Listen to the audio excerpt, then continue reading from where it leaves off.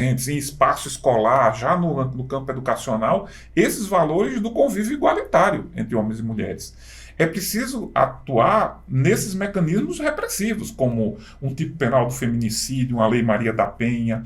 Então, são múltiplas as ações que devem ser adotadas para que a gente consiga resolver, minorar e, no momento seguinte, resolver essa que é uma das piores chagas da sociedade brasileira, da sociedade brasileira e da sociedade humana. O machismo, ele faz não só vítimas mulheres, ele faz vítimas homens também, e principalmente o pessoal LGBTQIA+. Temos aqui, pelos dados internacionais, que é o maior número, o Brasil é o país que mais mata transexuais no mundo e o que mais consome pornografia de transexuais. Temos uma discrepância muito grande, o que mais mata e o que mais consome. Qual a relação disso?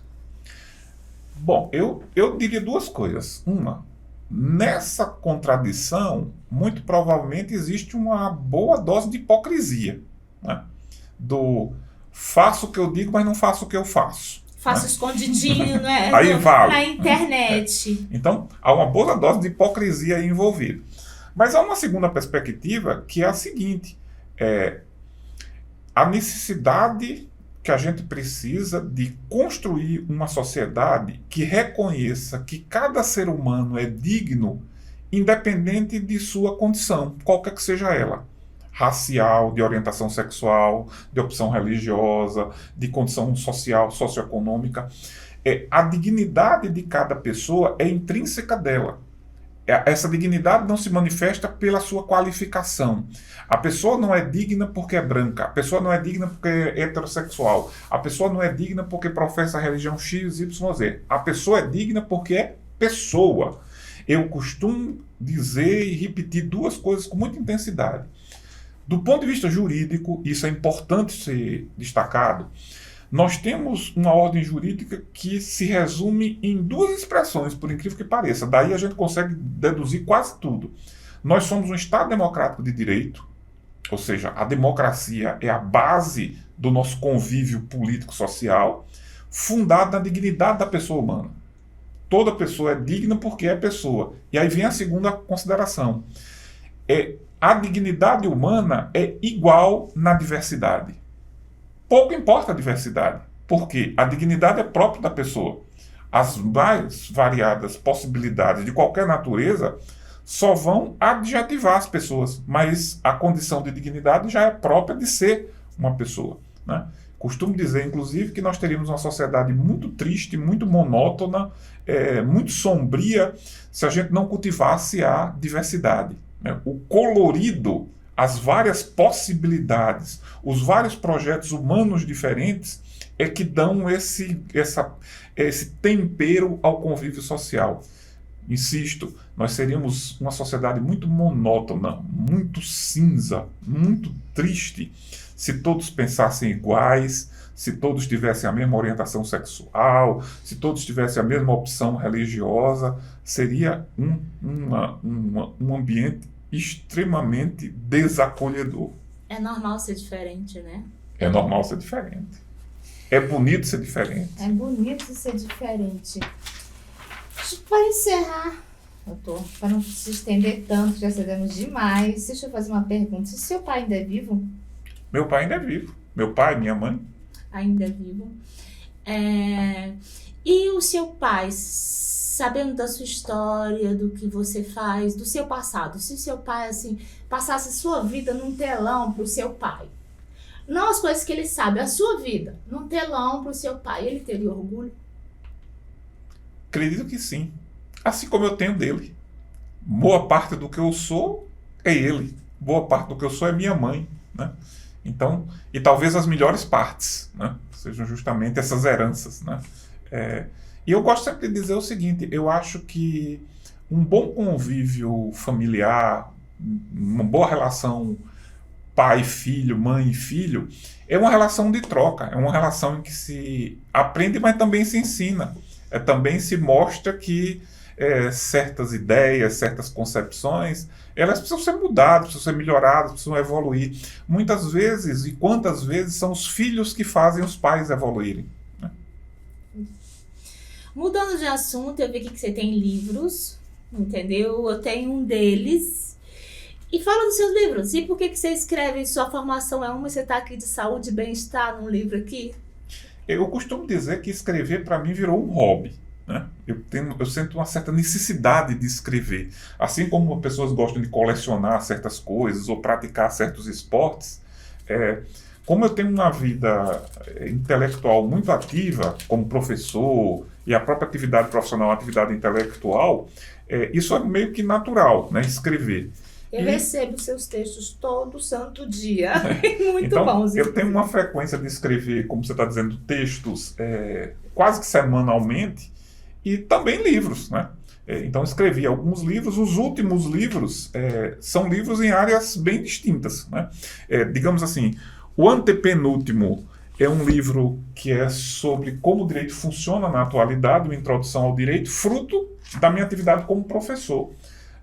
A percepção da dificuldade dos estudantes de direito em entender como o direito funciona hoje, porque é uma forma significativamente diferente do que foi há algum tempo atrás, me levou a escrever um livro que pudesse ajudar a se entender de forma mais rápida e melhor como é que funciona o mundo jurídico. O penúltimo livro que eu escrevi é esse Saúde e Bem-Estar, Minhas Anotações. Algo curioso para quem não é da área de saúde, né? Porque como eu tenho formação jurídica, mas a partir de algumas experiências pessoais, algumas dificuldades pessoais no campo da saúde, eu li um bocado e terminei produzindo esse livro, que, diga-se de passagem, não tem nenhum procedimento aconselhado, não fala de remédio, não fala nada disso. Esse livro trata basicamente de 4 aspectos: hábitos saudáveis de alimentação, hábitos saudáveis relacionados com atividade física, alguns hábitos saudáveis que não são nem de alimentação nem de atividade física, como sol, respiração, meditação, andar descalço, e uma 4ª vertente que envolve todo um esforço de busca de equilíbrio emocional, equilíbrio espiritual, que comporiam esse conjunto de elementos que caracterizam saúde e bem-estar. Alimentação adequada, atividade física, certos hábitos saudáveis e equilíbrio emocional, psicológico, espiritual.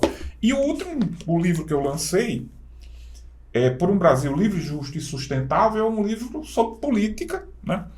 Sobre economia, sobre políticas públicas, sobre diversidade, sobre meio ambiente.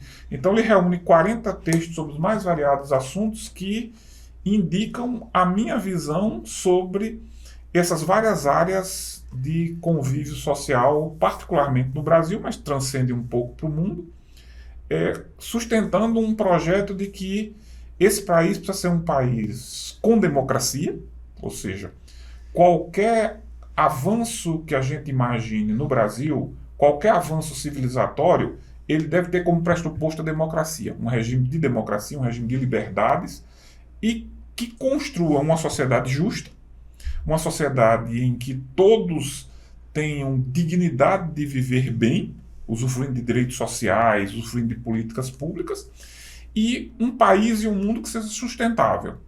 Porque se nós não tivermos o nosso planeta amanhã e depois da manhã, não adianta falar de nada dessas coisas.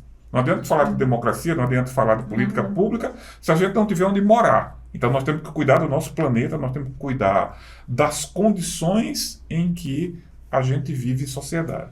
Resumindo, você escreve pela necessidade de compartilhar conhecimento. Verdade.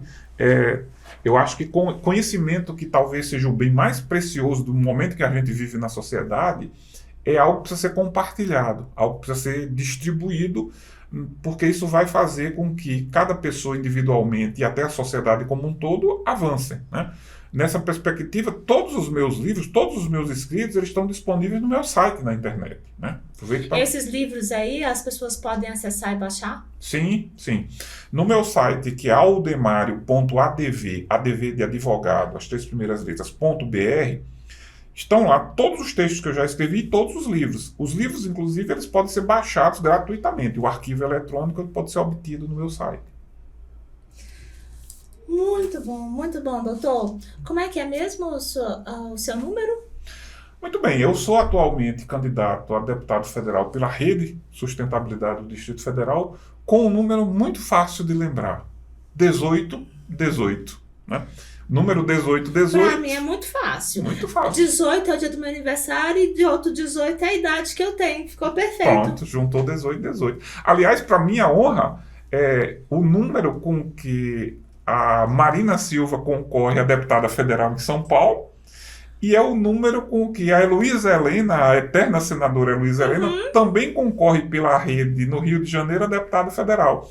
Então, Aldemário é 1818 no Distrito Federal, Marina é 1818 em São Paulo, Heloísa Helena é 1818 no Rio de Janeiro. 18 tá mandando bem. Então é isso, doutor. Olha, eu tô contando com você. Eu nem preciso falar que eu confio em você, porque eu confio muito. Confio em tudo, gente. Nas coisas assim mais estranhas. Eu ligo pra ele e falo assim, me salva, isso. E ele sempre acha a resposta e a solução para as coisas. Essa é a verdade. Confio muito em você. Sei que vai fazer um bom trabalho. Não preciso nem fiscalizar, não. Mas deve.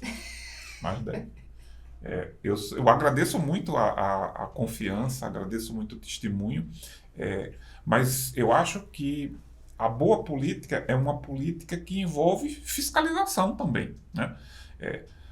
O eleitor, ele deve olhar para o passado do candidato, pesquisar bem a trajetória, identificar quem é o candidato. O eleitor deve fazer uma verificação qual é o tipo de campanha que o candidato faz, né? Se é um candidato que apresenta propostas, que é um candidato que quer conquistar o eleitor no chamado voto de opinião, ou se é aquele candidato que compra votos, faz fisiologismo, etc. E também deve prestar atenção se o candidato apresenta algum tipo de mecanismo de fiscalização, de acompanhamento. Eu mesmo apresento, né? Eu tenho uma ideia que, até o presente momento, eu não constatei em outras candidaturas, até agora ela é original, de que, ao ser eleito, existe um conjunto de pessoas, que eu estou chamando de Conselho Político Cidadão, que possa acompanhar o exercício do mandato, fiscalizar o exercício do mandato, para garantir que esse mandato ele seja coerente com o que está sendo proposto como programa de ação, né? Então, há um conjunto de pessoas da sociedade que estão sendo escolhidas de forma plural, inclusive com a maioria de mulheres nesse conselho, para que esse conselho possa acompanhar o mandato, aconselhar, propor e até decidir algumas coisas, como, por exemplo, emendas parlamentares. Aproveito o ensejo para lhe convidar para integrar o Conselho Político Cidadão da minha candidatura e futuro mandato. Só falta mais uma coisa para meus currículos de profissões aí. A gente encaixa, a gente tenta encaixar as coisas, viu? Foi um prazer. Levanta, me dá um abraço.